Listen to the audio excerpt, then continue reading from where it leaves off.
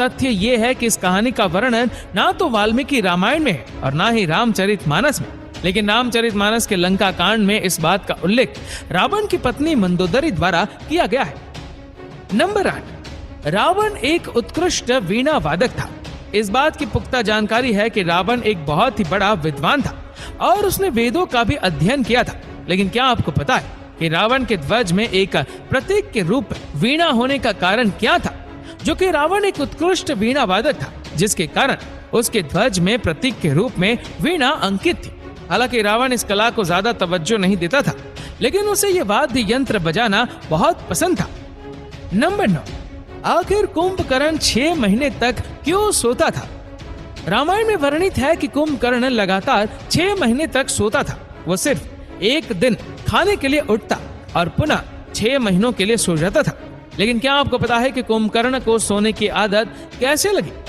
एक बार एक यज्ञ की समाप्ति पर ब्रह्मा कुंभकर्ण के सामने प्रकट हुए और उन्होंने कुंभकर्ण से वरदान मांगने को कहा।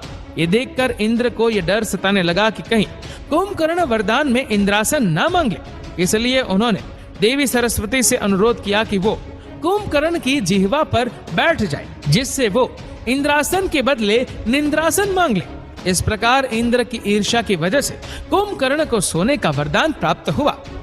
नंबर 10, नासा ने भी स्वीकार किया राम सेतु के अस्तित्व को। रामायण की कहानी के अंतिम चरण में वर्णित है कि राम और लक्ष्मण ने वानर सेना की मदद से लंका पर विजय प्राप्त करने के लिए एक पुल का निर्माण किया था। ऐसा माना जाता है कि ये कहानी लगभग 17,50,000 साल पहले की है। हाल ही में नासा ने श्रीलंका और भारत को जोड़ने वाले एक प्राचीन मानव निर्मित पुल की खोज की है और शोधकर्ताओं और पुरातत्वविदों के अनुसार इस पुल के निर्माण की अवधि भी रामायण महाकाव्य में वर्णित पुल के निर्माण काल से मिलती है। नासा के उपग्रह द्वारा खोजे गए इस पुल को एडम्स ब्रिज कहा जाता है और इसकी लंबाई लगभग 30 किलोमीटर है। नंबर 11, आखिर क्यों राम ने लक्ष्मण को मृत्यु दंड दिया? रामायण में वर्णित है कि श्री राम ने ना चाहते हुए भी जी जान से प्यारे अपने छोटे भाई लक्ष्मण को मृत्यु दंड दे दिया था। आखिर क्यों भगवान राम ने लक्ष्मण को मृत्यु दंड दिया था? यह घटना उस वक्त की है जब श्री राम लंका विजय के बाद अयोध्या लौट आए थे और अयोध्या के राजा बन गए थे। एक दिन यम देवता को कोई महत्वपूर्ण चर्चा करने के लिए श्री राम के पास आना था। चर्चा आरंभ करने से पूर्व उन्होंने भगवान राम से कहा कि आप मुझे वचन दें कि जब तक मेरे और आपके बीच वार्तालाप होगा, हमारे बीच कोई नहीं आएगा और जो आएगा उसे आप मृत्यु दंड देंगे।